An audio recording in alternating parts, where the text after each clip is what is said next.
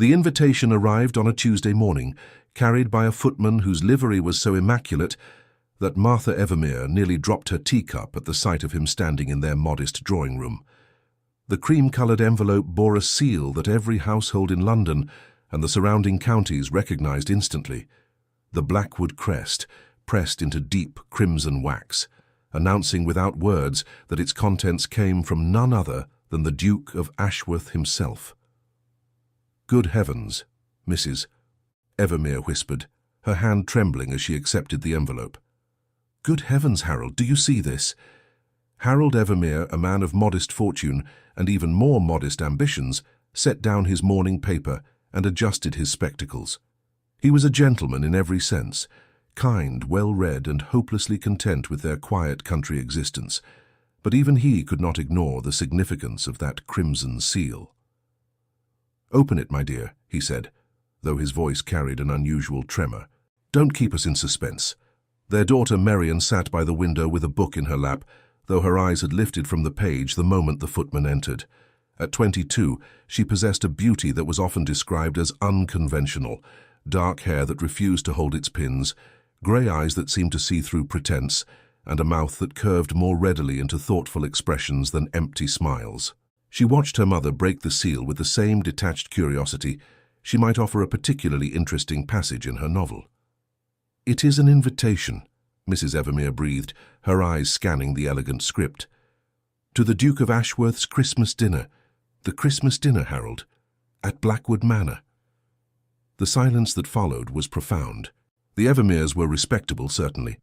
Harold's family had held their small estate for generations, and Martha came from equally unremarkable but honourable stock. They attended local assemblies, maintained cordial relationships with their neighbours, and had never in all their years received an invitation from anyone of such elevated status. "There must be some mistake," Harold said slowly. "There is no mistake." Mrs. Evermere's voice had taken on a quality that Marian recognized all too well, the breathless excitement of a woman who suddenly saw possibilities where none had existed before. "It says the Evermere family quite clearly. We are invited to the most prestigious social event of the season." Marian returned her attention to her book, though she could not have recited a single word on the page. She knew what was coming, could feel it in the way her mother's gaze had shifted to rest upon her with renewed calculation. The Duke of Ashworth's Christmas dinner was legendary. Each year, the most influential families in the region gathered at Blackwood Manor for an evening of unparalleled elegance. Alliances were formed, matches were made, and fortunes were secured within those ancient walls. An invitation was not merely an honour. It was an opportunity that could transform a family's social standing overnight. And this year, for reasons no one in the Evermere household could fathom, they had been included. "We shall need new gowns," Mrs. Evermere was saying, already planning. "And we must prepare our responses carefully. The dinner is in 3 weeks, which gives us adequate time. I don't wish to attend." The words left Marian's mouth before she had fully considered them, though she found upon reflection that she meant them completely. Her parents turned to stare at her with identical expressions of disbelief. "I beg your pardon?" her mother said. Marian closed her book and met their gazes steadily. "I have no interest in attending the Duke's dinner. You and Father should go, of course, but I would prefer to remain home." The teacup clattered against its saucer as Mrs. Evermere set it down with unnecessary force. "Have you gone mad? This is the opportunity of a lifetime. Do you have any idea how many young women would give anything to receive such an invitation?" "Then perhaps one of them should have received it instead," Marian replied calmly. Harold Evermere removed his spectacles and rubbed the bridge of his nose, a gesture he employed when attempting to navigate the increasingly frequent disagreements between his wife and daughter. "Marian, surely you understand the significance—" "I understand perfectly, Father. I understand that we have received this invitation through some accident or oversight, and that attending would place us in a room full of people who will look upon us with confusion at best and contempt at worst. I understand that Mother hopes I will catch the eye of some wealthy gentleman who will elevate our family's position. And I understand that I have no desire to participate in such a performance." Her words were not cruel. They were simply honest, delivered with the quiet conviction that had always set Marian apart from other young women of her acquaintance. She had endured 3 London seasons at her mother's insistence, each one more tedious than the last. She had danced with fortune hunters and second sons, had smiled through endless conversations about hunting and horses and the weather, had pretended interest in men who had never once asked her opinion on anything of substance, and she was tired of it. "You are being ridiculous," Mrs. Evermere said sharply. "You will attend, and that is final." "Martha," Harold said gently, "perhaps we should not force the issue. If Marian truly does not wish, she will wish. She will attend. This is not a matter for discussion." Marian rose from her seat by the window, her book held against her chest like a shield. "I am 22 years old, Mother. I have sat through countless dinners and balls and entertainments, all in service of a goal I do not share.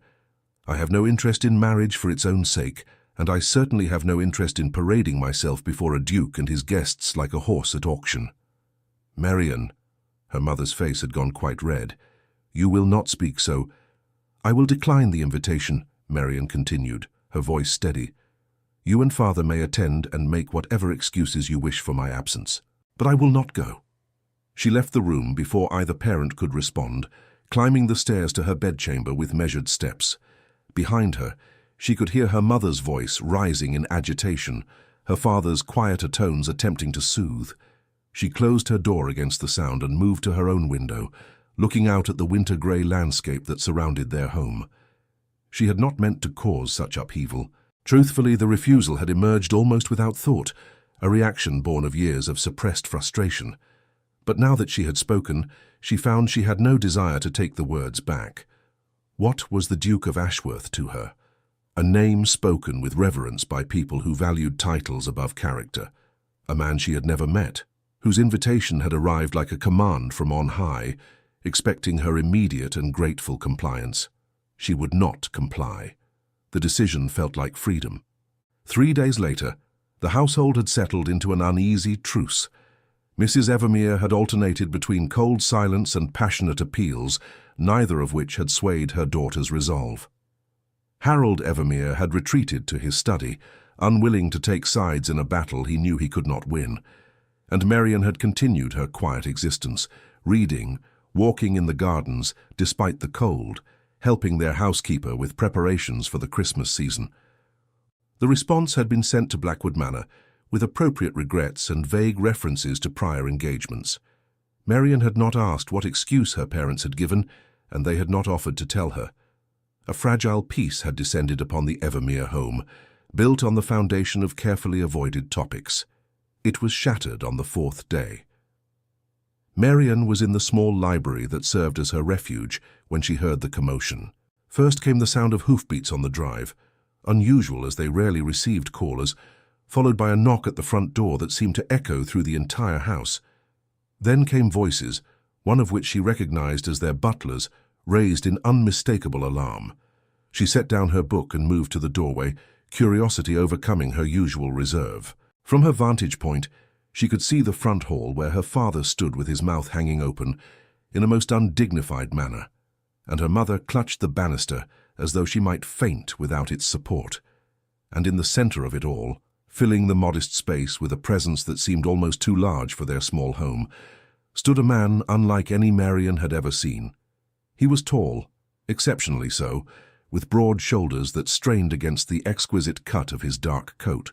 His hair was the color of midnight, shot through with the barest threads of silver at the temples, and his face possessed the sharp, aristocratic beauty of centuries of careful breeding.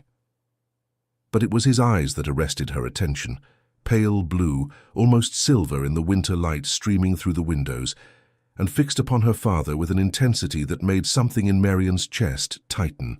"I am Duke Magnus Blackwood," he said, and his voice was exactly as she might have imagined it, deep and resonant, accustomed to command.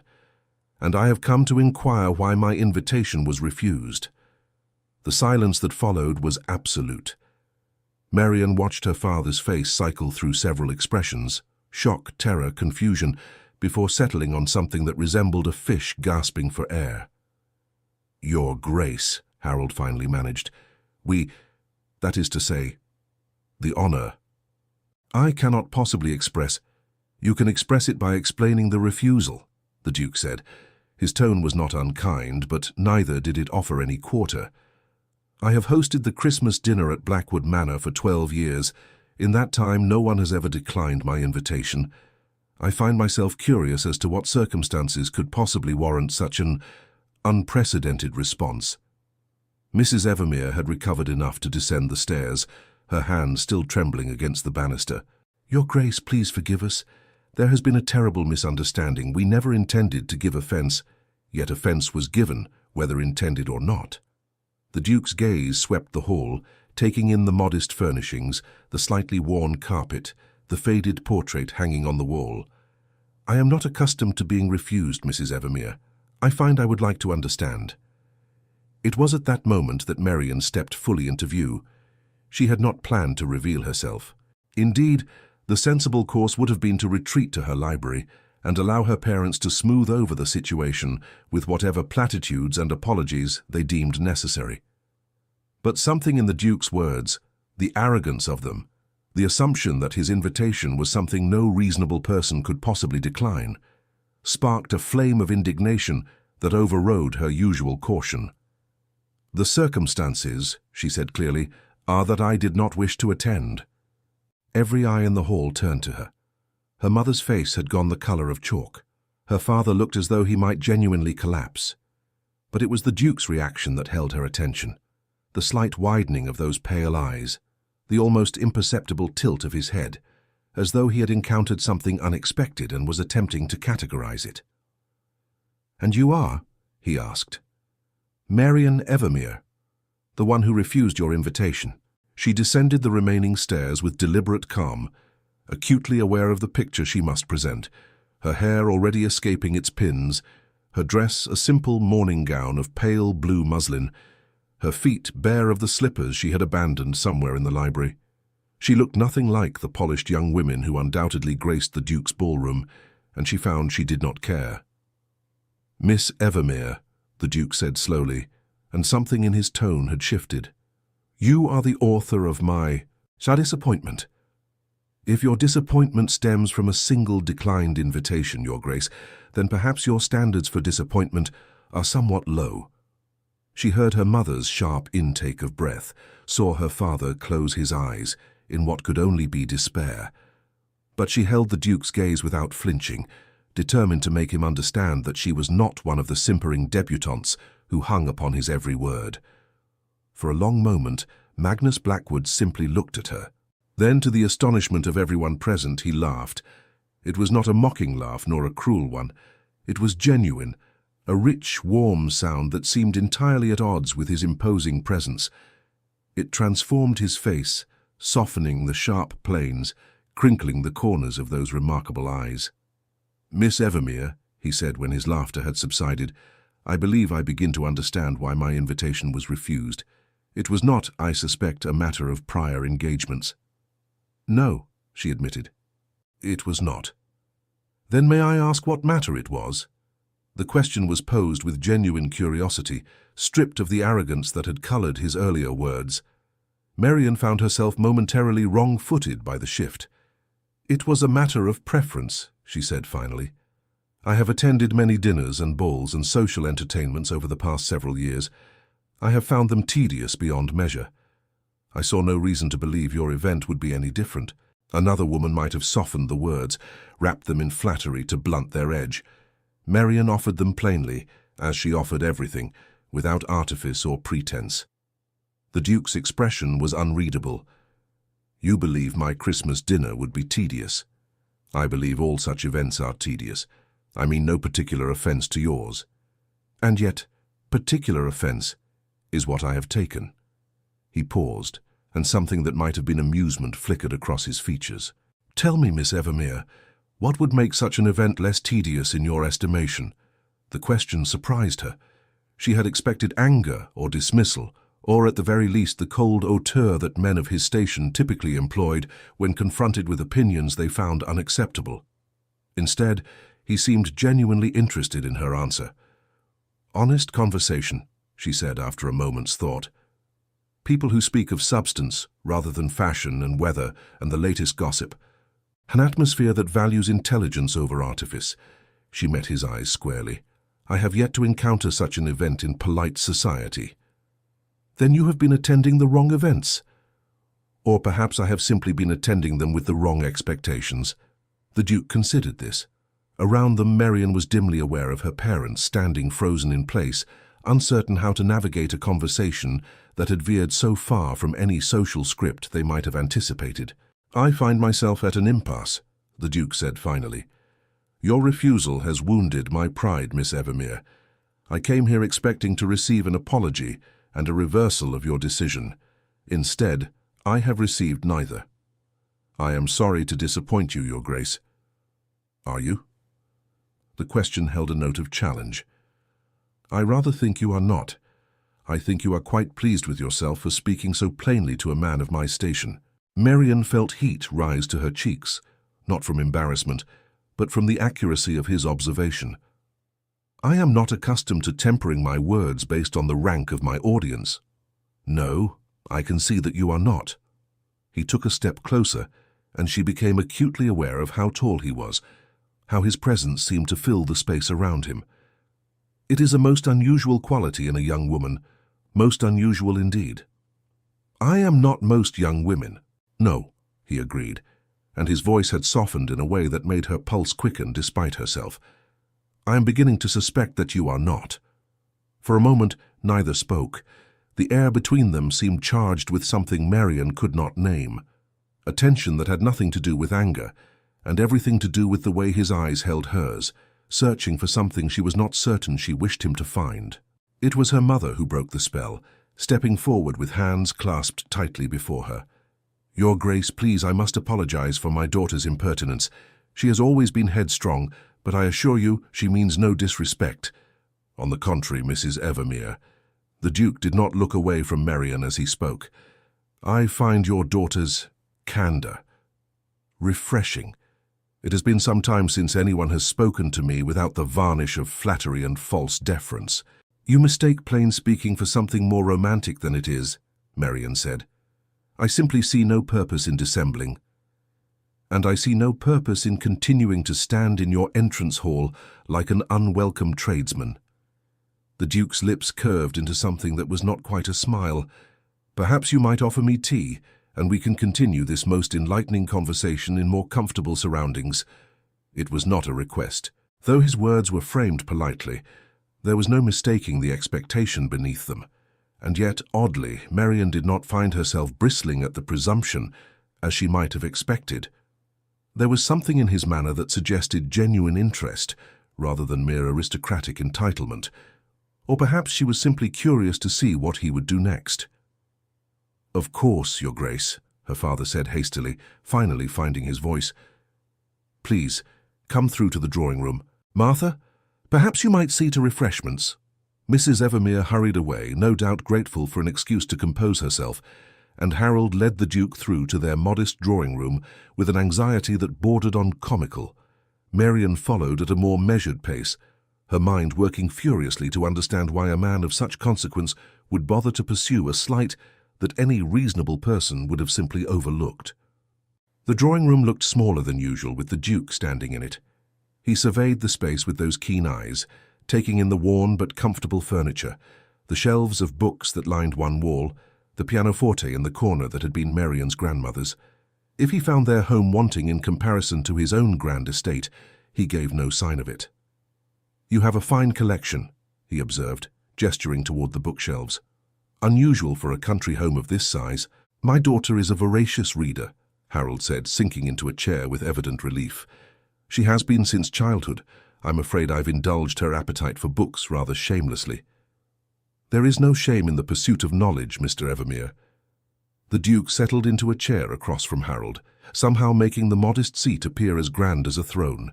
It is, I would argue, the only pursuit of true value. Marian, who had taken her customary position by the window, felt something shift in her assessment of the man before her. It was not a sentiment she had expected from a duke, particularly one whose reputation suggested a life consumed by social obligations and political maneuverings. You are surprised, he observed, his gaze finding hers with unnerving accuracy. "You did not expect me to value learning. I did not expect you to value anything beyond your own consequence." "Marianne!" Her father's voice carried a note of genuine alarm. "You must forgive her, Your Grace." "I must do nothing of the kind." The Duke's eyes never left her face. "Your daughter speaks her mind, Mr. Evermere. It is a quality I find I admire, even when, perhaps especially when, the words are aimed at me." There was something in the way he said it, a warmth beneath the words that suggested he meant them sincerely. Marianne felt an unfamiliar flutter of uncertainty, the ground beneath her assumptions shifting in ways she had not anticipated. "You cannot admire being insulted," she said. "Can I not? In my experience, Miss Evermere, the truth is far more valuable than comfort, and you, it seems, deal only in truth, only in—" Her mother returned then with the tea service, and for the next several minutes the conversation turned to more conventional topics: the weather, the approaching Christmas season, the state of the roads. Marianne participated only when addressed directly, content to observe the Duke as he charmed her parents, with an ease that spoke of long practice. And yet, even as he discussed matters of no consequence, his gaze would occasionally find hers across the room, as though they shared some secret that excluded everyone else. It was disconcerting, that attention, all the more so because she found she did not entirely dislike it. When the tea had been drunk and the small talk exhausted, the Duke rose to take his leave. Marianne's parents rose with him, their relief barely concealed. But before he reached the door, he turned back to face the room. "I find I have a proposition," he announced. "Miss Evermere has informed me that she finds social gatherings tedious. She believes that my Christmas dinner will be no different from the countless other events she has endured and found wanting." Marianne's heart began to beat faster, though she could not have said why.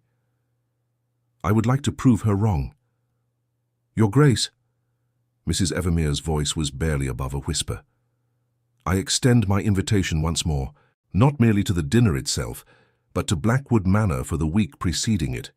Miss Evermere will have ample opportunity to observe the preparations and to engage in the sort of substantive conversation she claims to value." His eyes met Marianne's, and there was something in them that looked almost like a challenge. "If, at the end of the week, she still believes my gathering to be tedious and without merit, I will accept her assessment without protest. But I suspect," here the ghost of a smile crossed his features, "that she may find her expectations confounded." The silence that followed his pronouncement was so complete that Marianne could hear the ticking of the clock on the mantel. "A week at Blackwood Manor?" Harold repeated faintly. That is most generous, Your Grace. It is not generosity, Mr. Evermere. It is curiosity." The Duke's gaze held Marianne's with an intensity that made her breath catch. "Your daughter has piqued my interest. I find I would like to understand her better. And if I decline this new invitation as well," Marianne heard herself ask, "then I shall be forced to accept that you are not merely honest, but also a coward, unwilling to put your convictions to the test." He inclined his head slightly. "But somehow, Miss Evermere, I do not think you are a coward." It was a manipulation, and they both knew it. He was using her own pride against her, banking on the certainty that she would not allow such an accusation to stand. She should refuse. Every instinct of self-preservation urged her to decline his offer and return to the quiet safety of her books and her solitude.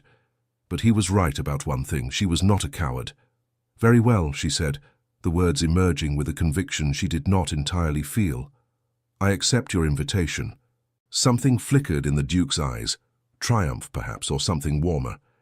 "Excellent, I shall send a carriage for you on Friday next. I suggest you bring your book," he added, and now there was definitely amusement in his voice. "Something tells me you will want it." He departed with the same commanding presence with which he had arrived, leaving the Evermere household in a state of collective shock. Mrs. Evermere sank onto the nearest chair, fanning herself weakly. Harold stood motionless in the center of the room, staring at the door through which the Duke had vanished, and Marianne remained by the window, watching the Duke's elegant carriage disappear down the lane, wondering what precisely she had just agreed to, and why the prospect filled her with equal measures of dread and anticipation. The days that followed passed with agonizing slowness.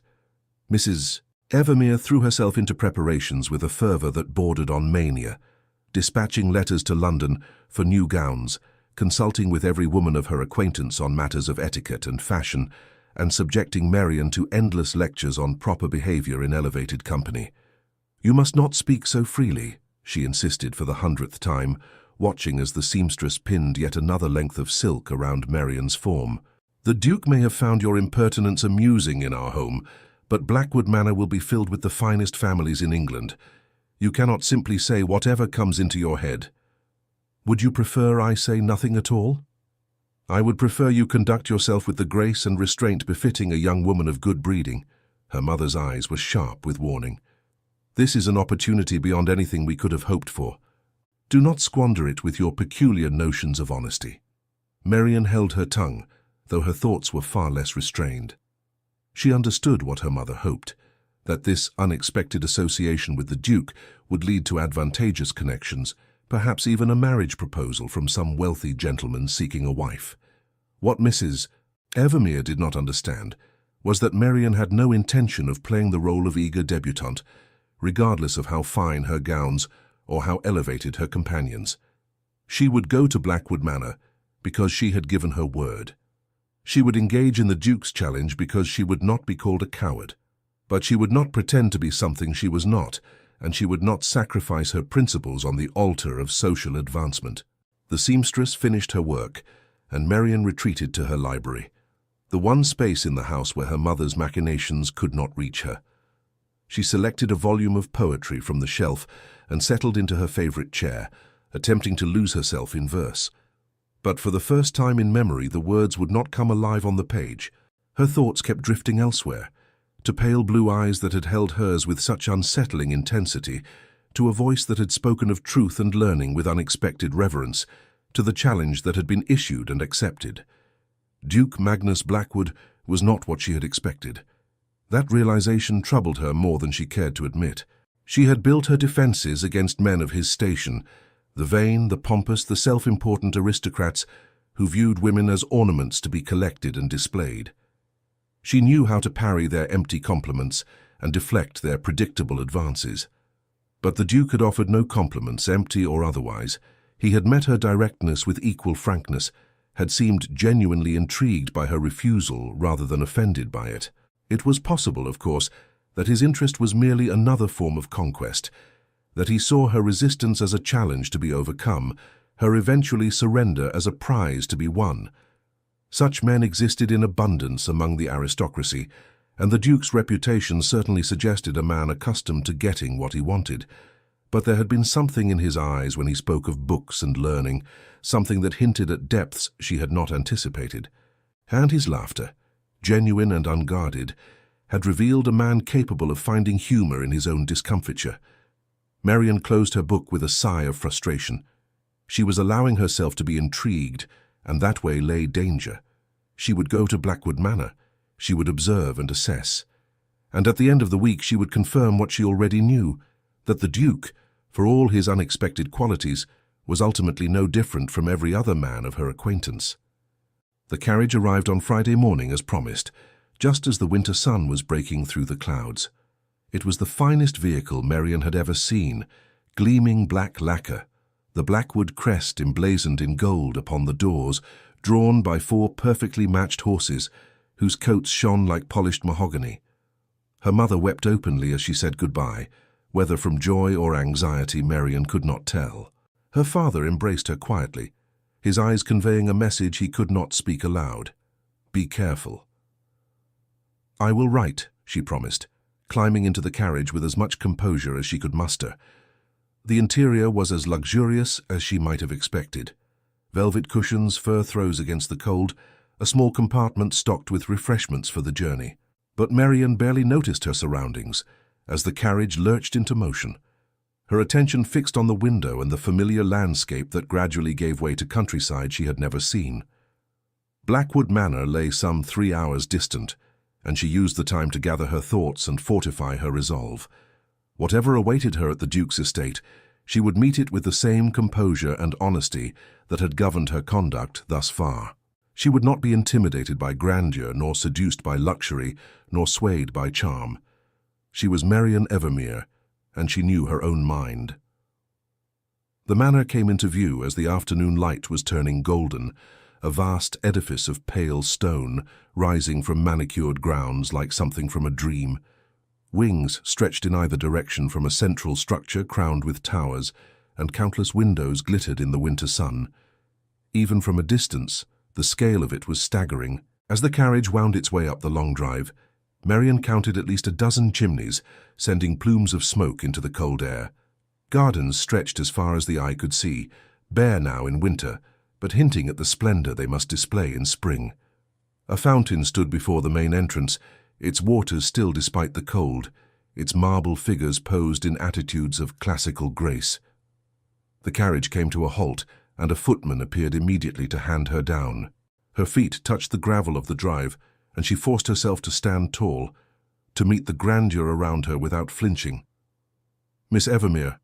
His voice reached her before she saw him, and when she turned he was there, Duke Magnus Blackwood, standing at the top of the entrance stairs as though he had been waiting for her arrival. He wore no coat despite the cold, his white shirt open at the throat in a manner that was distinctly informal. His dark hair was slightly disordered, as though he had been running his hands through it, and there was a warmth in his expression that seemed at odds with everything she had heard of his reputation. "You came," he said, and the words carried a note of something that sounded almost like relief. "Did you doubt I would? I have learned not to make assumptions about you, Miss Evermere." He descended the stairs with an easy grace that spoke of perfect confidence. "I find you most unpredictable." She tilted her head, regarding him steadily. "And you find that appealing?" "I find it intriguing." He stopped before her, close enough that she could see the individual threads of silver in his dark hair. "Welcome to Blackwood Manor." He offered his arm, and after a moment's hesitation she took it. Together they climbed the stairs toward the great doors that stood open to receive her. Whatever happened next, Marian knew that her life would never be quite the same. Blackwood Manor exceeded every expectation Marian had carefully constructed and then dismissed as irrelevant. The entrance hall alone was larger than the entire ground floor of her family's home, a vast expanse of marble and gilt, with a sweeping staircase that curved upward like the spine of some magnificent creature. Portraits lined the walls, generations of Blackwoods gazing down with expressions ranging from stern disapproval to quiet amusement. "Your ancestors appear to be judging me," Marian observed as the Duke led her deeper into his domain. "They judge everyone. It is the privilege of the dead to look upon the living with perpetual disappointment." He glanced at her sidelong, and she caught the ghost of a smile on his lips. "You will grow accustomed to their scrutiny. I do not intend to remain long enough for that. We shall see." A housekeeper appeared as if summoned by magic, a formidable woman with silver hair pulled back in a severe knot and eyes that missed nothing. She introduced herself as Mrs. Thornwood and informed Marian that her rooms had been prepared in the east wing, where the morning light was particularly fine. "I took the liberty of assuming you would prefer quiet to proximity," the Duke said. "The other guests will be housed in the west wing when they arrive. You will have solitude for your reading." Marian looked at him sharply, surprised by the consideration. "You remembered." "I remember everything you have told me, Miss Evermere. It is not such a difficult feat when the words themselves are so memorable." Before she could formulate a response, Mrs. Thornwood was guiding her up the magnificent staircase and through a labyrinth of corridors. The east wing, when they reached it, proved to be everything the Duke had promised. A suite of rooms overlooking a frost-covered garden, furnished with understated elegance and blessed with the kind of profound silence that Marian had always craved. "Dinner is at 8, Mrs. Thornwood informed her. "His Grace requests the pleasure of your company in the library beforehand, if you are amenable. He thought you might wish to see the collection." The library. Despite her determination to remain unimpressed, Marian felt a flutter of genuine interest. "I am amenable." When Mrs. Thornwood had departed, Marian took stock of her surroundings with a more critical eye. The bedchamber was large and comfortable, dominated by a four-poster bed draped in deep blue velvet. A fire crackled in the hearth, warming the room against the December chill. Her trunk had already been unpacked, her few gowns hanging in the wardrobe like poor relations at a grand party. She moved to the window and looked out at the gardens below. Even in winter's grip they possessed a stark beauty, geometric hedges dusted with frost, bare trees standing sentinel against the grey sky, a frozen pond glittering in the afternoon light. It was a landscape designed to impress, to remind visitors of the wealth and power that had shaped it over centuries. And yet, there was something almost melancholy about it, something lonely. Marian shook off the fanciful thought and turned to prepare for dinner. She had come here to prove a point, not to develop romantic notions about lonely dukes and their magnificent estates. The library took her breath away. She had expected grandeur. Blackwood Manor seemed incapable of anything less. But she had not anticipated the sheer scale of the collection that greeted her when she descended at the appointed hour. The room stretched upward through 3 full stories, its walls lined floor to ceiling with books. Rolling ladders provided access to the higher shelves, and galleries circled each level, allowing visitors to browse at their leisure. "You are impressed," the Duke said from somewhere behind her. Marian did not turn. She could not tear her eyes from the sight before her. "I am overwhelmed." "A rare admission from you, Miss Evermere." He moved to stand beside her, close enough that she could smell the faint scent of sandalwood and something deeper, earthier. Most guests glance at the room, offer some polite compliment, and never return. "I suspect you may be different." "How many volumes?" 12,000 at last count, though I confess the count was several years ago. The collection has grown since then. 12,000 books, more than she could read in a lifetime, even if she did nothing else. Marian felt something shift in her chest, a loosening of the tight control she had maintained since arriving.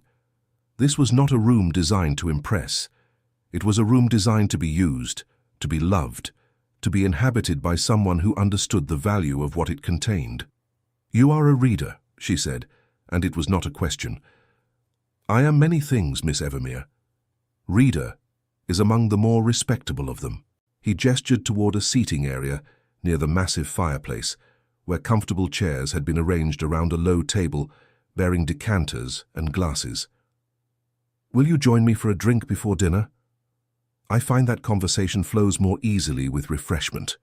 She followed him to the chairs, accepting the glass of wine he poured with a murmured thank you. The fire was warm, the wine was excellent, and the thousands of books surrounding them created a sense of intimacy that was entirely at odds with the vastness of the space. "You are wondering why I truly invited you here," the Duke said, settling into the chair across from hers. "The thought had crossed my mind. I told you the truth. Your refusal intrigued me. Your honesty intrigued me more." He swirled the wine in his glass, watching the firelight play through the deep red liquid. "I have spent 12 years hosting these Christmas gatherings, Miss Evermere. 12 years of watching the finest families in England parade through my home, all of them wanting something from me: money, influence, connections, a title for their daughters. Not once in all that time has anyone told me they found my invitations tedious. Perhaps they were simply more politic than I. Perhaps. Or perhaps they were simply more dishonest." His eyes met hers across the flickering light. "I find I have grown weary of dishonesty." There was something in his voice, a weariness that went deeper than mere fatigue, that caught Marian's attention. For the first time since meeting him, she glimpsed something beyond the commanding presence and aristocratic self-assurance. She glimpsed a man who might, despite all appearances, be as lonely as the gardens outside his window. "Why do you continue to host them, then?" she asked. "If they bring you no pleasure, why persist?" "Because it is expected. Because my family has hosted this gathering for 5 generations. Because—" He stopped, and for a moment his mask slipped entirely, revealing something raw and uncertain beneath. "Because I do not know what else to do with myself during Christmas." The admission hung in the air between them, more vulnerable than anything she had expected from a man of his position. Marian found herself leaning forward slightly, drawn by his unexpected candor. "You do not enjoy Christmas?" "I do not enjoy anything, Miss Evermere. I have not for some time." He seemed to catch himself, the mask sliding back into place with practiced ease. "Forgive me. That was more revelation than polite conversation typically allows. I thought we had established that I have little use for polite conversation." A genuine smile flickered across his features, brief but unmistakable. "So we did. Very well then. I will tell you a truth, and you may do with it what you will. I invited you here because you are the first person in longer than I can remember who has looked at me and seen something other than a title to be courted or an obstacle to be overcome. You looked at me and saw a man who could be challenged, questioned, disagreed with. You have no idea how refreshing that is." Marian considered his words carefully. "You are surrounded by people who tell you what you wish to hear. I'm surrounded by people who tell me what they believe I wish to hear, which is not quite the same thing. They have constructed an image of the Duke of Ashworth, and they perform for that image without ever troubling to learn whether it bears any resemblance to the man himself. And does it? Does it what? Bear any resemblance to the man himself?" He was silent for a long moment, and when he spoke again, his voice was quieter than before. "I'm not entirely certain anymore. I have worn the mask for so long that I sometimes forget there is a face beneath it." The confession struck something deep within Marian, a chord of recognition that surprised her with its intensity. She understood masks. She had worn her own for years, the mask of the dutiful daughter who attended seasons and danced with suitors and pretended interest in matches she did not want. She had shed that mask only recently, and the freedom of it still felt new and fragile. "Then perhaps," she said slowly, "this Christmas might be an opportunity." "An opportunity for what?" "To remember, to set aside the mask, even if only for a week, and discover who you are without it." The Duke stared at her with an expression she could not quite read. The firelight played across his features, highlighting the sharp planes of his face, the silver threads in his dark hair, the pale intensity of his eyes. He was, she realized with a start, quite extraordinarily handsome. Not in the soft, pretty way of the young men who had pursued her during her seasons, but in a way that spoke of strength and complexity and depths yet to be explored. "You are a remarkable woman, Miss Evermere," he said finally. "I am merely an honest one. In my experience, that is remarkable enough." Dinner that evening was an intimate affair, just the two of them at one end of a table designed to seat 30, attended by silent footmen who materialized and vanished like ghosts.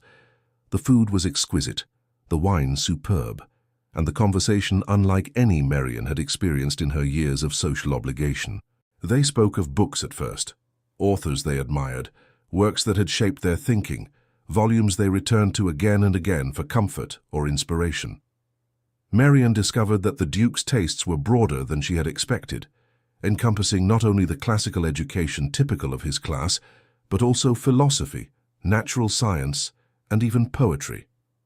"You seem surprised," he observed, as they debated the merits of various romantic poets. "I expected you to dismiss poetry as frivolous. Because I'm a duke? Because you are a man. In my experience, most men view poetry with suspicion, as though enjoying verse might somehow diminish their masculinity."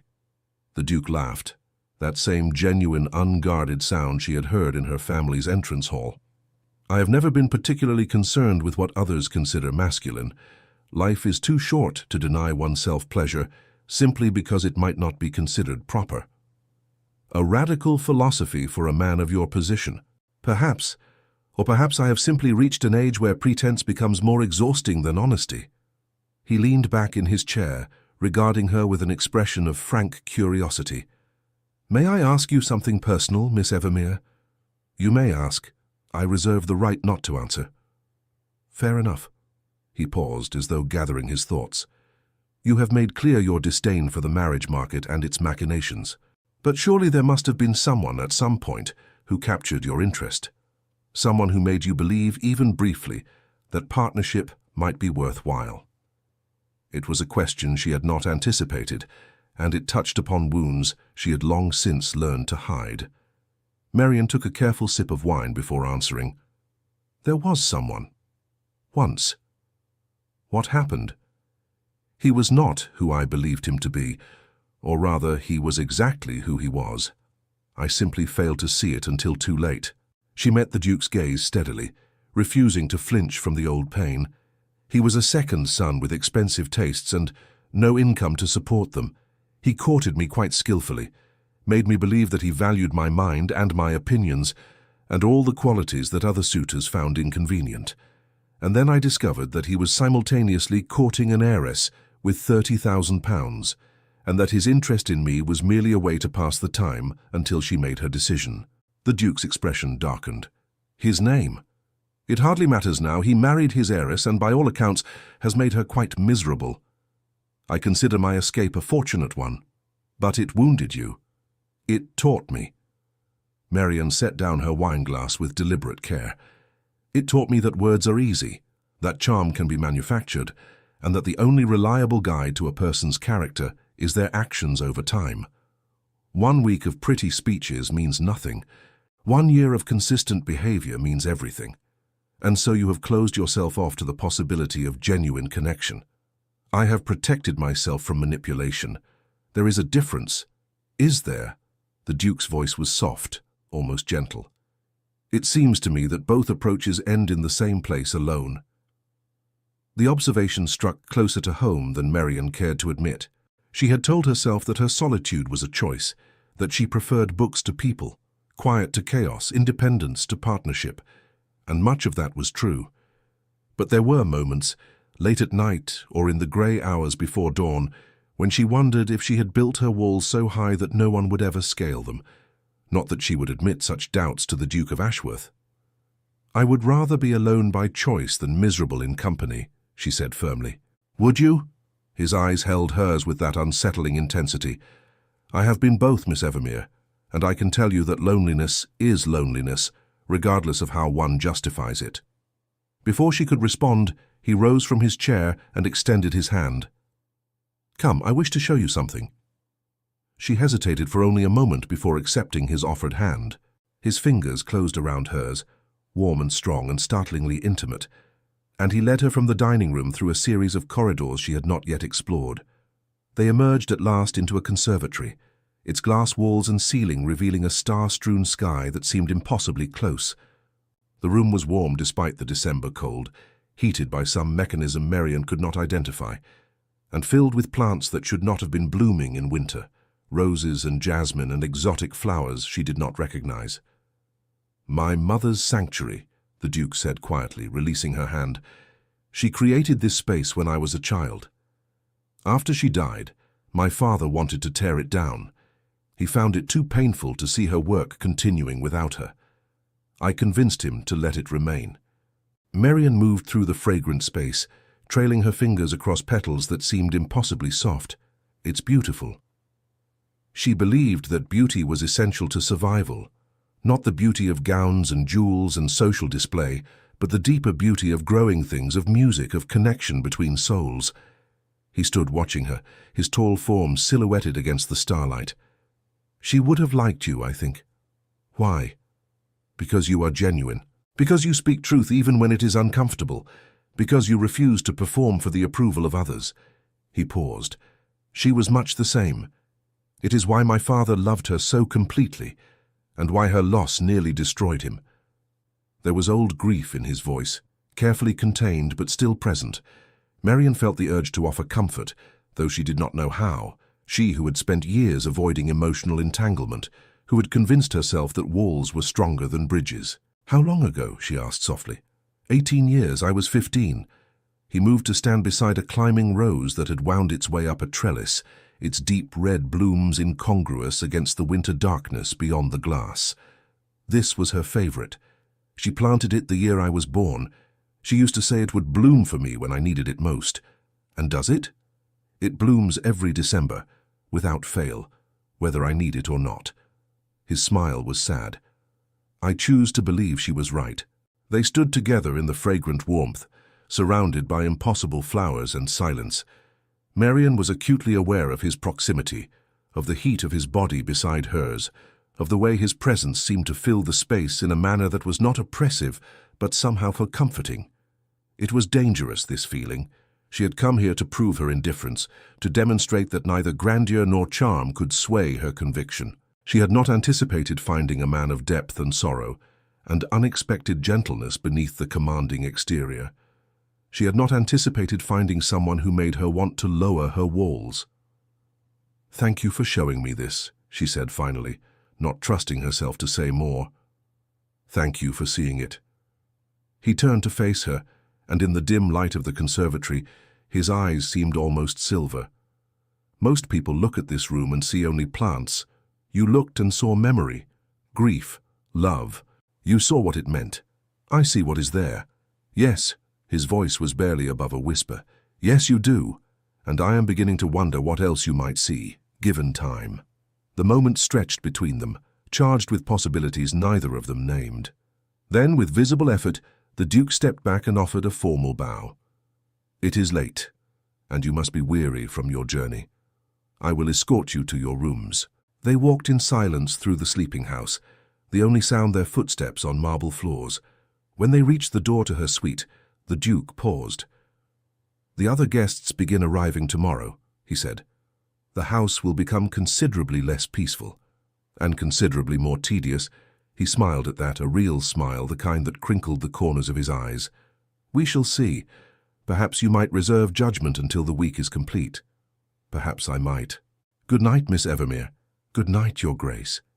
She slipped into her rooms and closed the door behind her, leaning against it as though to barricade herself against the feelings swirling in her chest.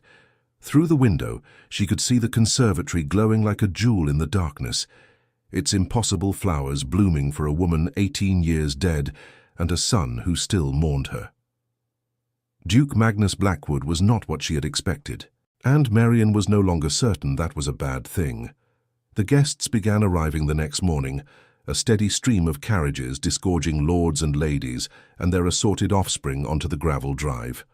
From her window in the east wing, Marian watched the parade with a mixture of curiosity and dread. She recognized some of the names announced by the butler, old families with ancient titles, their wealth evident in every gesture and garment. The women glittered with jewels even in daylight. The men carried themselves with the easy confidence of those who had never questioned their place in the world. Among them, she spotted several young women of marriageable age, each more polished and elegant than the last. The comparison to her own simple wardrobe was not flattering. "You are hiding." The Duke's voice came from the doorway of the small sitting room adjoining her bedchamber. Marian turned to find him leaning against the frame, watching her with an expression of amusement.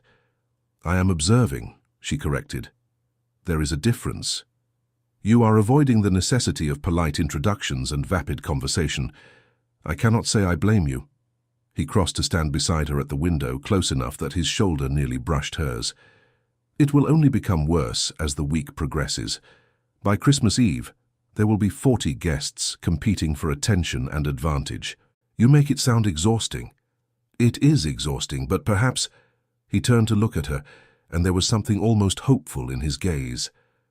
"Perhaps this year will be different. Because of me? Because of what you represent." He was silent for a moment, choosing his words with care. "You remind me that there are people in this world who value substance over show, who speak truth rather than flattery, who are not impressed by titles or wealth or the trappings of power." His mouth curved in a self-deprecating smile. "You remind me that I do not have to be merely the Duke of Ashworth. I can also be simply Magnus." It was the first time he had offered his Christian name, and the intimacy of it caught Marian off guard.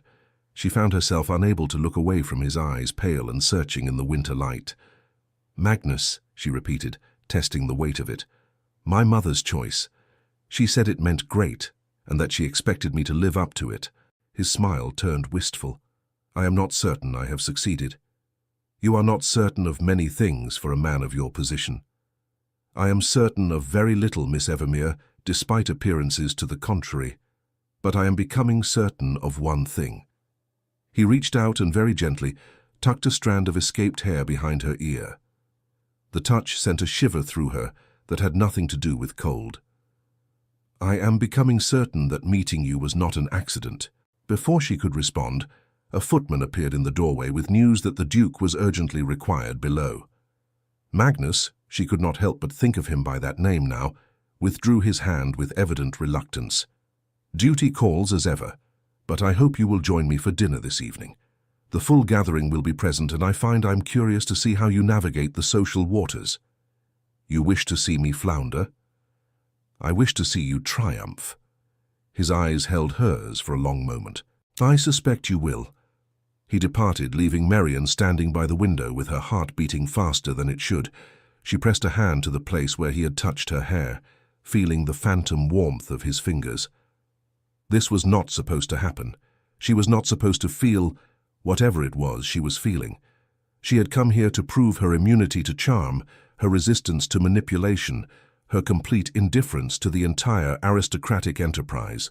She had not come here to fall in love with a duke. And yet, as she watched his tall form emerge onto the drive below to greet his arriving guests, she could not shake the terrible suspicion that falling was exactly what she was doing. The dinner that evening was everything Marian had dreaded. 40 guests arranged around the endless table, their conversation a constant hum of gossip and politics and social maneuvering. She had been seated by design or chance, she could not tell, between an elderly earl who spoke exclusively of hunting and a young baron who seemed unable to form a complete sentence without mentioning his estate's annual income. The food was exquisite and entirely wasted on her. She tasted nothing. The wine flowed freely, loosening tongues and raising voices until the room echoed with forced laughter and pointed remarks. Across the table, she watched young women flutter their eyelashes at eligible gentlemen, their mothers orchestrating every interaction with military precision. It was, in every way, exactly what she had expected, and yet her attention kept straying to the head of the table, where Duke Magnus Blackwood presided over the chaos with an expression of polished hospitality that did not quite reach his eyes. He nodded at appropriate moments, laughed at jokes that probably were not funny, and performed the role of perfect host with the ease of long practice. But occasionally, very occasionally, his gaze would find hers across the crowded room. And in those brief moments she saw something beneath the mask, something weary, something seeking, something that looked remarkably like recognition. After dinner, the company moved to the grand ballroom where musicians had been engaged to provide entertainment. The dancing began almost immediately, a swirl of silk and satin and practiced movements. Marian retreated to a corner near the refreshment table, hoping to escape notice. She did not succeed. Miss Evermere, is it not? The woman who approached her was perhaps 10 years her senior, dressed in the height of fashion, with sharp eyes that seemed to miss nothing. Her smile was perfectly pleasant and entirely calculated. "I am Lady Ashford. My husband is the Earl of Ashford. We are quite old friends of the Blackwood family." She positioned herself beside Marian with the air of one settling in for a lengthy interrogation. "I confess I do not believe I've encountered your family before. Tell me, how did you come to receive an invitation?" There it was, the question Marian had been dreading. She could lie, invent some connection that would satisfy curiosity, or she could tell the truth and watch the woman's expression curdle with disdain. She chose truth. She always did. "I refused the original invitation," Marian said calmly. "His Grace came to my family's home to inquire why. He was intrigued by my honesty." Lady Ashford's eyebrows rose nearly to her hairline. "You refused an invitation from the Duke of Ashworth?" "I did." "And he invited you again?" "He did." A complex series of emotions played across the woman's carefully controlled features. Surprise, calculation, reassessment. Marian could practically see her recategorizing this unknown country girl from insignificant obstacle to potential threat. How unconventional of him. Lady Ashford's voice had cooled considerably. "The Duke is not typically drawn to novelty. I wonder what could have captured his attention so completely. Perhaps he grew weary of convention. Perhaps." The woman's smile had become something sharper, less pleasant.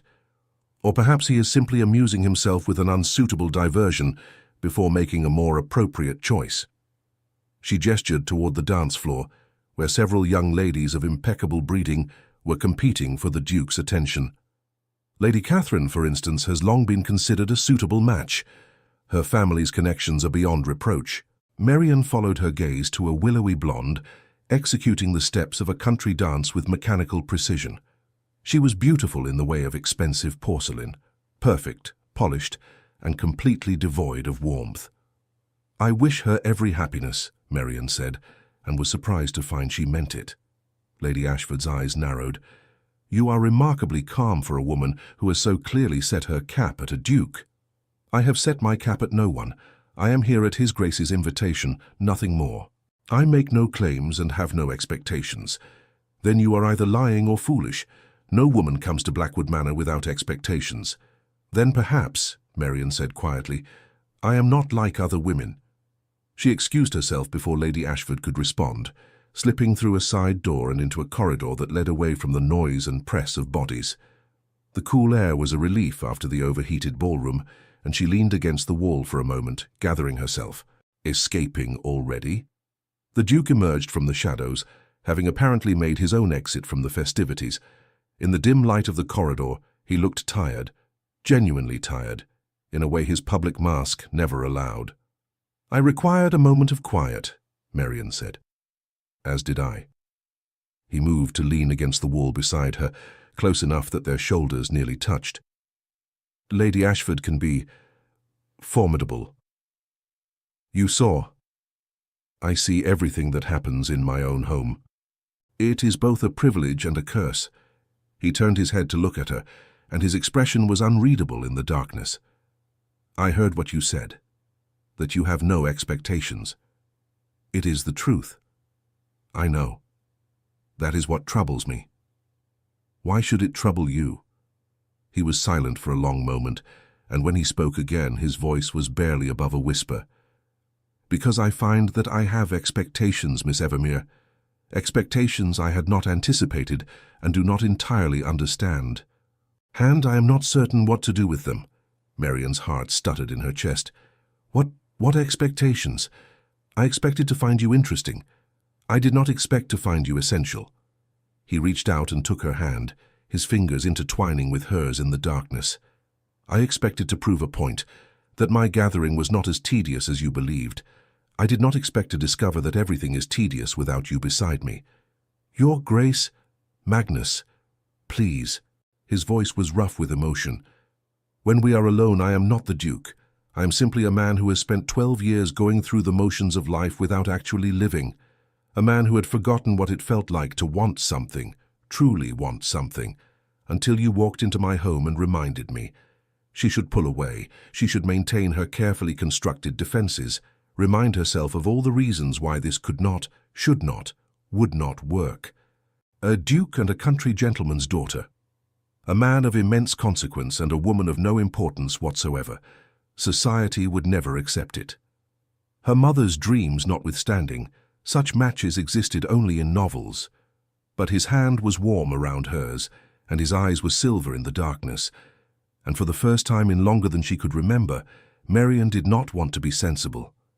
"Magnus," she whispered, and watched his face transform at the sound of his name on her lips. He leaned closer, so close she could feel his breath against her skin. "Tell me to stop.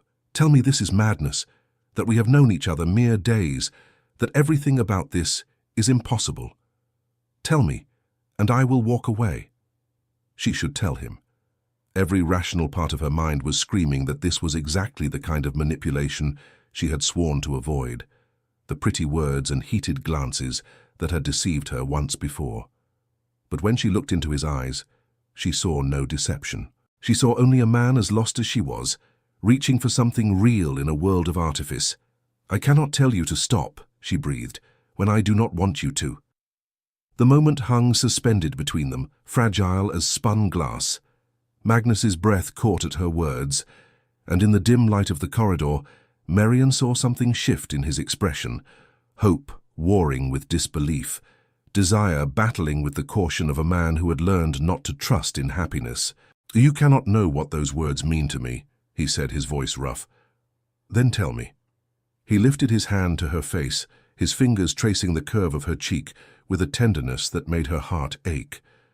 "They mean that for the first time in longer than I can remember, I feel as though I am standing at the beginning of something rather than the end. They mean that the walls I built after—" He stopped, a shadow crossing his features. "After?" she prompted gently. Magnus was silent for a long moment, and when he spoke again, his voice carried the weight of old grief.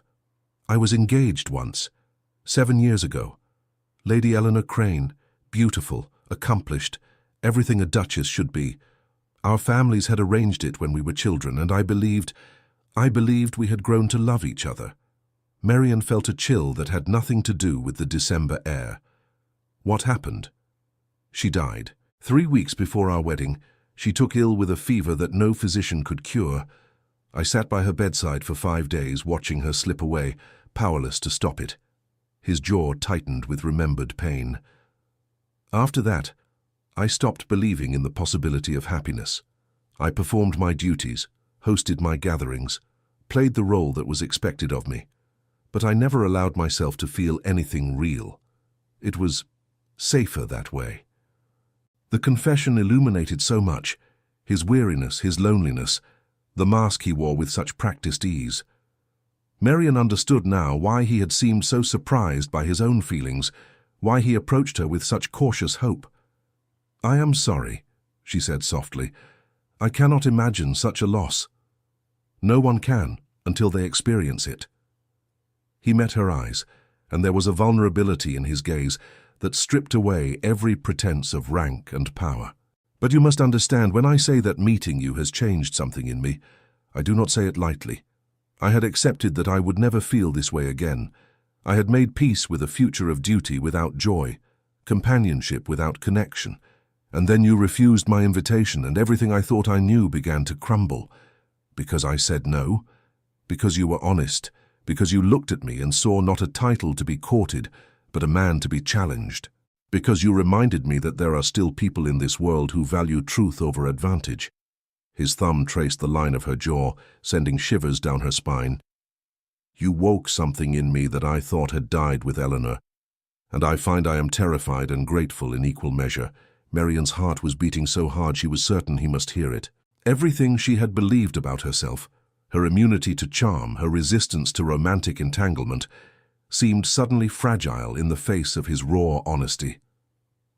"I am not Eleanor," she said. "I am not beautiful or accomplished, or anything a duchess should be. I am opinionated and difficult, and entirely unsuited to your world." "You are everything," Magnus said simply. "You are everything I did not know I was looking for." Before she could respond, footsteps echoed in the corridor, someone approaching from the direction of the ballroom. Magnus stepped back, his expression shifting instantly to the polished mask of the Duke of Ashworth. "We should return," he said, though his eyes conveyed a different message entirely. "Tomorrow, perhaps, we might continue this conversation in more private circumstances." "Tomorrow," she agreed, her voice steadier than she felt. They returned to the ballroom separately, and Marian spent the remainder of the evening in a daze, responding to conversation without truly hearing it, dancing when asked without registering her partner's. Her mind was consumed with Magnus's confession, with the feel of his fingers on her skin, with the terrifying and exhilarating realization that she was falling in love with a man she had known for mere days. It was madness. It was impossible. It was the most real thing she had ever felt. The days that followed were a delicate dance of stolen glances and hidden meanings. In public, Magnus played the perfect host, dividing his attention equally among his guests with the practiced ease of long experience. But Marian learned to read the subtle signs, the way his gaze would find hers across a crowded room, the slight softening of his expression when she spoke, the strategic seating arrangements that placed her near him at every meal. They found moments alone when they could. Early morning walks in the frost-covered gardens, late evening conversations in the library, while other guests retired to their rooms. Each encounter deepened the connection between them, revealing new facets of the man behind the title. She learned that he had studied mathematics at Cambridge and still solved complex equations for pleasure, that he corresponded with naturalists and philosophers across Europe, funding expeditions and research with the vast Blackwood fortune, that he had once considered abandoning his title entirely, disappearing into a life of anonymous scholarship, only to be recalled to duty by his father's illness. "I resented it for years," he admitted one evening, as they sat together in the conservatory surrounded by his mother's impossible flowers. The responsibility, the expectations, the endless performance. I told myself I was trapped, that I had no choice but to endure. And now? Now I wonder if the trap was of my own making. He turned to look at her, firelight dancing in his pale eyes. I could have made different choices. I could have sought connection rather than isolation, meaning rather than mere survival. Instead, I built walls and called them protection. We all build walls, Marian said quietly. The question is whether we are brave enough to tear them down. Are you brave enough? She considered the question carefully. A week ago she would have said no, would have insisted that her walls were necessary, that her solitude was chosen, that she wanted nothing from life beyond the quiet pleasures of books and independence. But a week ago she had not known Magnus Blackwood. I am beginning to think I might be, she admitted. His smile was like sunrise after a long winter night. Then we are both learning courage together. But not everyone at Blackwood Manor viewed their growing connection with approval. Lady Ashford had made it her mission to monitor Marian's every movement, and her sharp eyes missed nothing. By the third day, whispers had begun to circulate among the guests. Speculation about the Duke's unusual attentiveness to an unknown country girl, about the hours they spent in private conversation, about the impropriety of such obvious preference. "You are making yourself a subject of gossip," Lady Catherine said one afternoon, approaching Marian in the gallery where she had retreated to examine the paintings. The blonde beauty's voice was sweet as poisoned honey. "People are beginning to talk." "People always talk," Marian replied calmly. "It is their chief occupation at gatherings such as this." "You misunderstand me." Lady Catherine moved closer, her perfect features arranged in an expression of false concern. "I am trying to help you. The Duke is charming, certainly, and he has clearly been diverted by your novelty. But you must understand that men of his station do not marry women of yours. Whatever attentions he has paid you, they cannot lead anywhere respectable." Marian felt anger kindle in her chest, but she kept her voice level. "I have made no claims upon the Duke, Lady Catherine. I am merely a guest in his home. A guest who monopolizes his time and attention. A guest who disappears with him at odd hours. A guest who has clearly forgotten her place."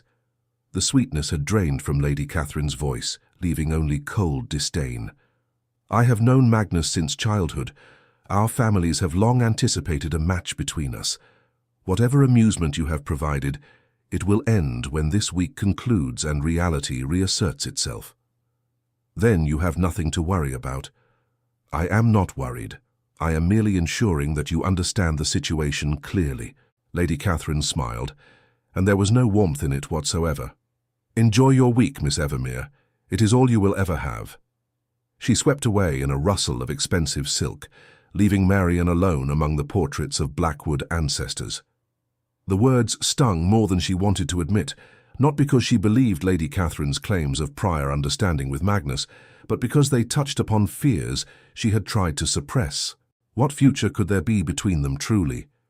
A duke and a nobody, a man of vast consequence and a woman whose family could barely afford new gowns for the season. Society would never accept such a match. His peers would mock him, his family's legacy would be diminished, and Marian herself would become an object of scorn and pity, the upstart country girl who had presumed above her station. Perhaps Lady Catherine was right. Perhaps this week was all she would ever have. The thought was unexpectedly painful. That evening Magnus noticed her withdrawal immediately. "Something troubles you," he said, finding her in a quiet corner of the drawing room while other guests played cards and made conversation. "You have been distant all afternoon." "It is nothing. It is clearly something." He kept his voice low, mindful of the people around them. "Tell me." Marian hesitated, reluctant to reveal the source of her disquiet. But she had promised herself she would always be honest with him, and she would not break that promise now. "Lady Catherine spoke to me today. She informed me that my association with you is causing gossip, and that whatever attentions you have paid me cannot lead anywhere respectable." She met his eyes squarely. "She also informed me that your families have long anticipated a match between you." Magnus's expression darkened. Did she? Is it true that our families have anticipated a match? Yes, my mother and hers were friends, and there has been speculation for years. But I have never encouraged it, and I certainly have never agreed to it. His voice was firm. Lady Catherine is beautiful and accomplished and entirely unsuitable for me. I realized that years ago, whatever her family's hopes might be. But she would be appropriate. A woman of her standing, her connections. Appropriate. The word emerged with something like disgust.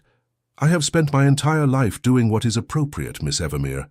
Marrying for advantage, hosting gatherings I despise, performing the role of duke with perfect precision. And it has brought me nothing but emptiness. He took her hand, heedless of who might see. You are the first person who has ever made me believe that I could have something real, something true. I will not sacrifice that for appropriateness. Magnus, listen to me. His grip tightened, his eyes burning with intensity. I know this is sudden. I know we have known each other mere days. I know that every rational consideration argues against what I am about to say, but I have learned that rational considerations are poor guides to happiness. Marian's heart was pounding. What are you about to say? That I am in love with you, completely, irrevocably, against all sense and reason. That I want you beside me, not for a week, but for a lifetime. That I do not care what society thinks, what my peers say, what anyone believes about appropriateness and station and proper matches. He raised her hand to his lips and pressed a kiss to her fingers. I want to marry you, Marian Evermere, and I am asking if you might want the same. The world seemed to stop. Around them, the drawing room continued its gentle hum of activity. Cards shuffled, glasses clinked, laughter rose and fell. But for Marian there was only this moment, this man, this impossible question. You cannot mean it, she whispered. I have never meant anything more. Your family. I have no family. My parents are dead. My brother died in infancy. And the distant cousins who would inherit if I produced no heir care nothing for me beyond my fortune. His voice softened. You would be my family, Marian. You and whatever future we might build together. Tears pricked at her eyes. Tears she had not shed in years, not since the day she had discovered the truth about the man who had deceived her. But these were not tears of grief or betrayal. These were tears of something she had forgotten how to feel. Hope. I am afraid, she admitted. I've been betrayed before. I have learned not to trust in pretty words and promises. How can I know? You cannot know. Not with certainty. Magnus's voice was gentle, understanding. All I can offer you is my word, my heart, and as much time as you need to believe in them. I will not rush you. I will not press you. But I will not hide my feelings or pretend they do not exist. And if I say no, then I will accept your decision and spend the rest of my life regretting that I could not convince you. He smiled, though there was pain beneath it. But I do not believe you will say no. I believe you feel what I feel, even if you are not yet ready to name it. He was right, she did feel it, this terrifying, exhilarating connection that defied everything she had believed about herself and her future. She felt it every time he looked at her, every time he spoke, every time his presence turned an ordinary moment into something extraordinary. But admitting it meant surrendering the walls she had spent years constructing. It meant trusting someone with her heart, her future, her very self. It meant accepting that she could be hurt again, perhaps worse than before. I need time, she said finally. Not to decide if I care for you, I know that I do, but to believe that this can work, that we can work. Take all the time you need. He released her hand gently. I am not going anywhere. Christmas Eve arrived with a flurry of activity. The manor had been decorated in its full festive glory.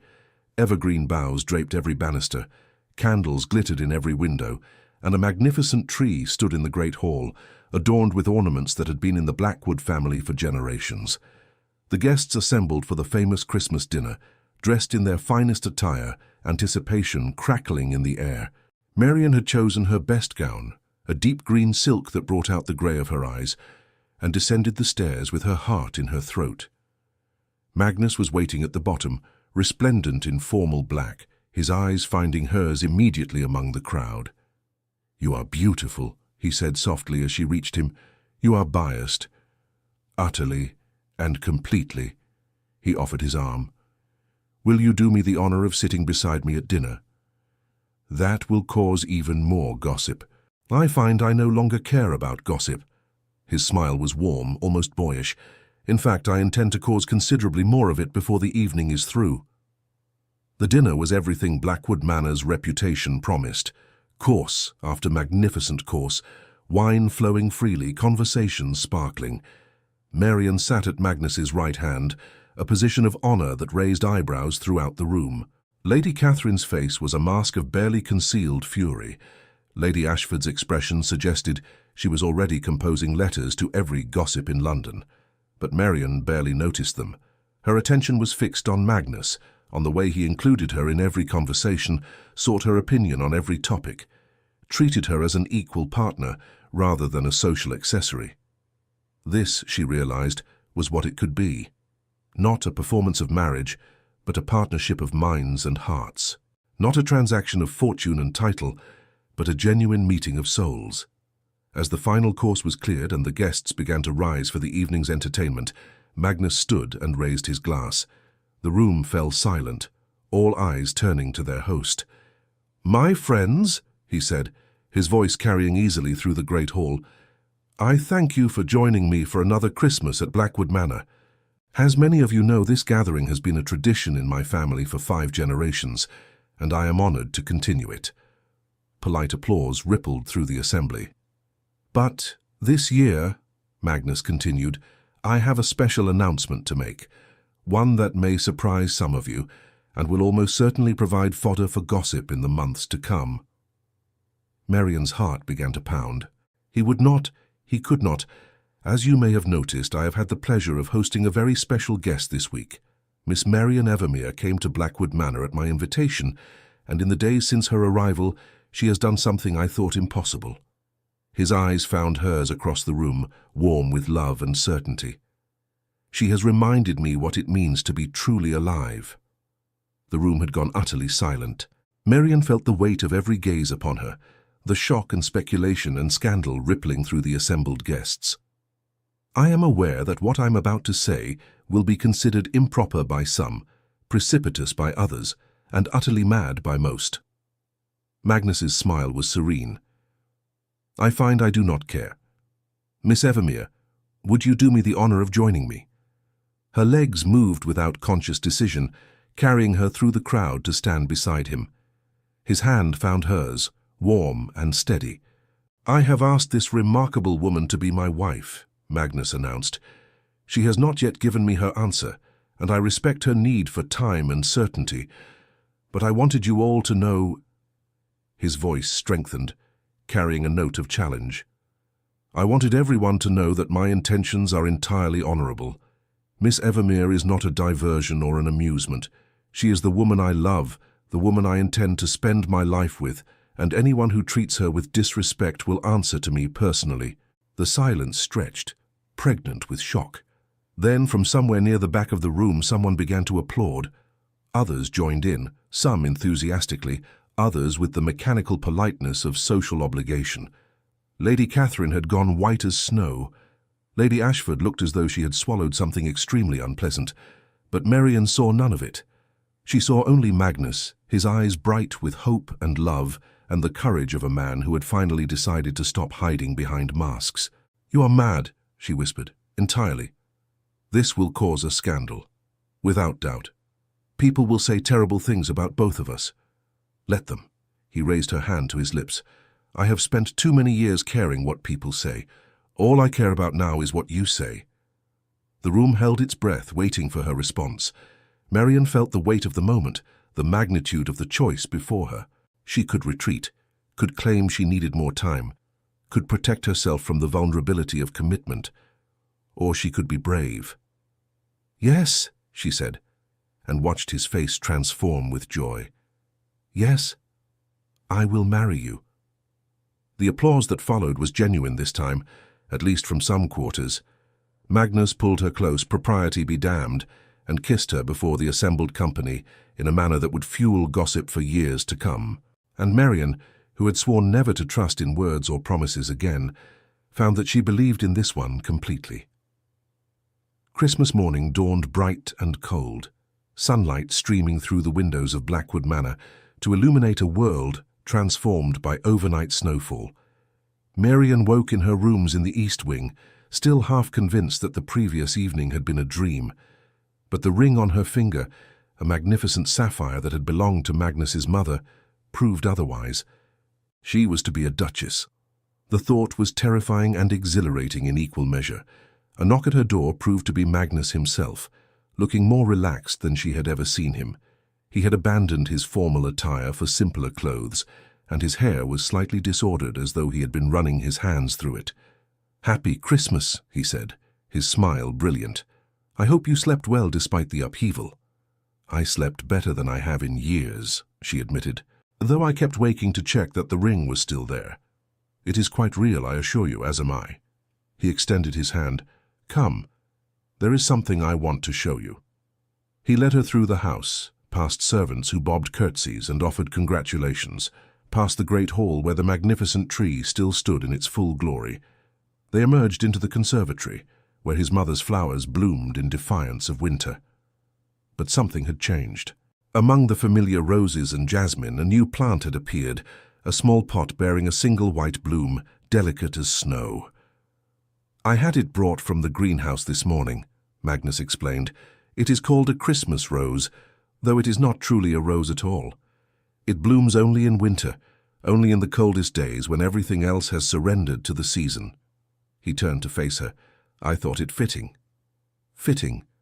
Because you are my Christmas rose, Marian. You appeared when I had given up hope, when I had resigned myself to eternal winter. You bloomed in the coldest part of my heart and reminded me that life continues, that spring always comes, that love is possible even when we have stopped believing in it." Tears pricked at her eyes, those unfamiliar tears that had returned since meeting him. "Magnus, I have one more gift for you." He reached into his pocket and withdrew a small leather-bound volume. "It is a first edition of your favorite poet. I noticed you reading it during your first evening here, and I thought—" She kissed him before he could finish, rising on her toes to press her lips to his.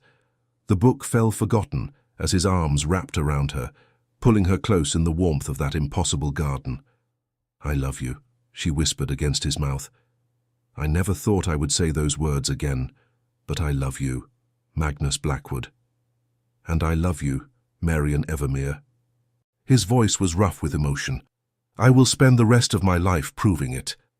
The wedding took place on New Year's Day, a small private ceremony attended only by Marian's parents and the few guests who had genuinely wished them well. Mrs. Evermere wept throughout, whether from joy or lingering shock no one could say. Harold Evermere shook Magnus's hand with quiet dignity and welcomed him to the family with the simple warmth that had always characterized him. The scandal, of course, was spectacular. For months, London talked of nothing else: the Duke of Ashworth and his unsuitable bride, the Christmas proposal that had shocked society, the rapid wedding that confirmed every whispered speculation. Lady Ashford sent letters to every acquaintance detailing the impropriety.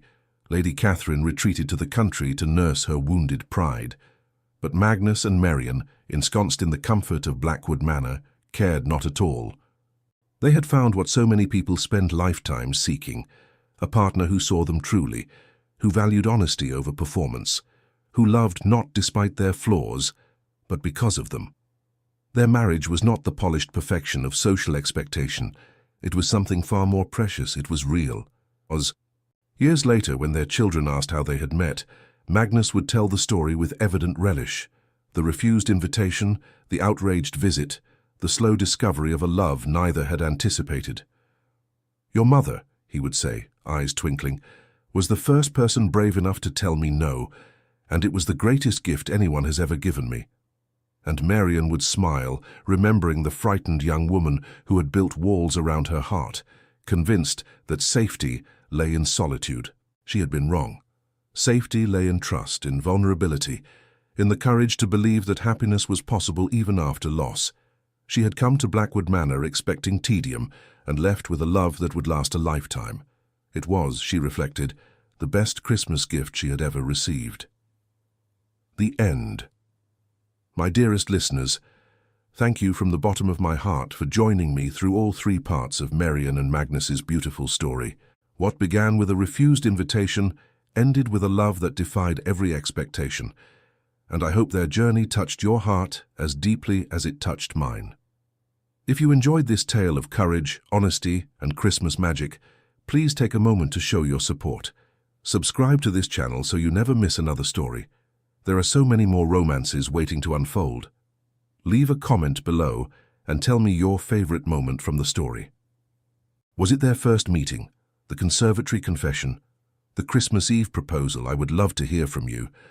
Like this video to help other romance lovers find their way to our little corner of the internet. Turn on notifications so you'll know the instant a new story is ready for you. Your support means the world to me and helps me continue bringing you these beautiful tales of love and happily ever after. Until our next story together, may your days be filled with the same magic that Marian and Magnus found in each other.